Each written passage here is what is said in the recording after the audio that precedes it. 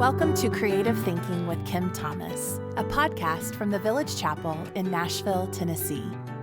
Together we'll explore where faith and art meet and how creativity can draw us closer to the heart of God. Our hope is to inspire, inform, and encourage creative thinking from a biblical perspective. For show notes, resources, or to learn more about our ministry, visit thevillagechapel.com. Now, here's Kim. Last time in our Lenten journey, we practiced ceasing from noise, laying down the sounds, distractions, and inner clamor that crowd our days. Today, we turn toward the companion movement of Sabbath life, feasting. And what we are feasting on is silence. True silence is the rest of the mind. It is to the spirit what sleep is to the body, nourishment and refreshment. William Penn. Not merely an absence of noise, real silence begins when a reasonable being withdraws from the noise in order to find peace and order in his inner sanctuary. Peter Menard. The feast of silence is not one I need much convincing to join. I love silence. It was out of silence that God spoke all things into being, and it's out of silence that He speaks me into being each day. It was in silence that mending takes place. Discovery gives birth to creativity there. Wisdom is born in silence. Peace moves through it like a river. Courage and strength flower from its soil. And yet with all this goodness, why are we so afraid of it? Perhaps because sometimes silence feels punitive rather than generous. Like Sabbath rest, we often view silence as the result of something we lose rather than something we receive. Silence can feel elusive, abstract, even threatening. The place where boredom, loneliness, or fear might resurface. We might associate silence with discomfort, the wordless disappointment of a parent, the ache of unanswered messages, the quiet before being called on, the silence of being forgotten, and most unsettling of all, the silence of heaven when our prayers seem to go unanswered. As we remember the life of Christ, we know that Jesus knew that silence.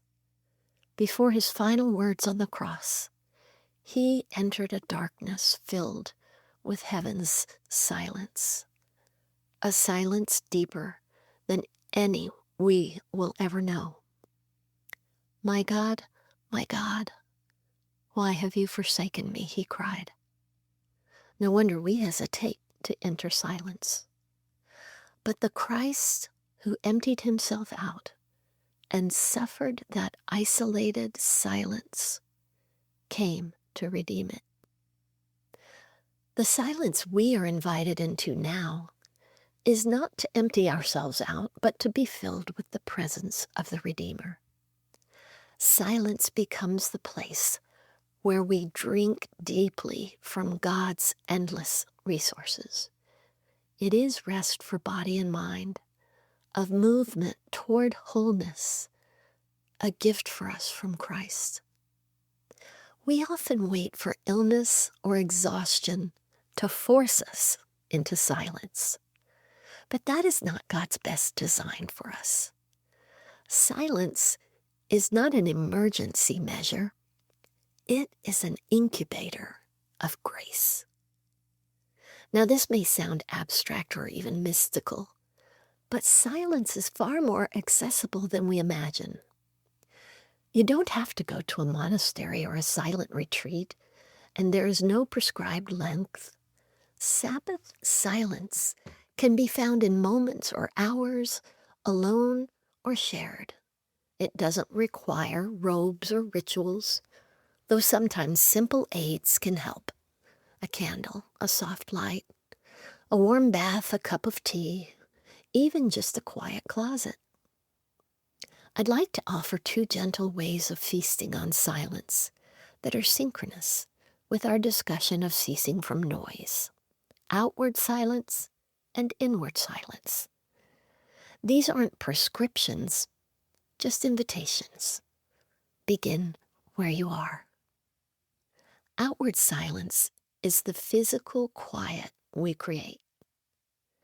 It may mean silencing the noise around you, turning off the radios, televisions, and devices, as we've mentioned, or practicing a personal verbal silence for a time. You might begin small, turning off the radio during your morning routine. Let daily commutes become sacred space. I saw a book titled "My Monastery is My Minivan." Silence has a way of finding us when we let it. You might turn off your phone for an afternoon, or sit with earplugs and a cup of tea. In fact, start with cup of tea length for silence. In time, you may find yourself lingering longer. When you feel the urge to break the silence, pause and ask, will this interruption draw me closer to the goodness of God? Some may choose a longer, silent retreat, a day, a weekend, even a few hours. That will require planning, but not perfection. A hotel room, a guest bedroom, a backyard tent, anywhere you can say this time is set apart. When you enter, unplug. Let it be a holy act. Personal verbal silence can be practiced almost anywhere, though it requires discipline. It may mean rearranging plans or explaining to loved ones that you are choosing quiet for renewal. It isn't a game, but a posture, an intentional receiving of rest. And then there is inward silence, the quieting of the mind and heart. This takes the least planning and the most grace. Even without outward quiet, we can learn to place our thoughts into Christ's care. I often return to Paul's words in Philippians 4, whatever is true, honorable, right, pure, lovely, worthy of praise, dwell on these things. These words become a way of gently guiding my thoughts, not emptying my mind, but filling it with what gives life. What we return to again and again begins to shape us, training our thoughts over time, forming a kind of holy muscle memory. Silence, again, is not a void. It is a coming away, which brings us back to Lent. Sabbath rest, responding to Christ's invitation to come to him. The Sabbath rest of silence can feel impossible for busy lives, full households, constant demands. But if it weren't for schedules that keep us from silence, it would be something else. Opportunities, distractions, or resistance within us. The invitation is not to perfection, but willingness. We find time for what we value. We already practice daily disciplines, brushing our teeth, washing our face, and what have you. These moments could become doorways to silence. Let new habits ride alongside old habits. When I eat mashed potatoes and gravy, I make a small hollow for the gravy to settle into. Silence does the same work in the soul. It creates space. It unhooks us from worry and drivenness, and our soul prepares a place for grace to rest. To feast on silence, we push aside the noise, and we make that space for what restores us. As we walk the way of Lent, may we learn not only what to release, but what to receive. Today, may you feast on the silence that restores you and find your Sabbath rest in the presence of Christ. We're so glad you joined us for Creative Thinking with Kim Thomas.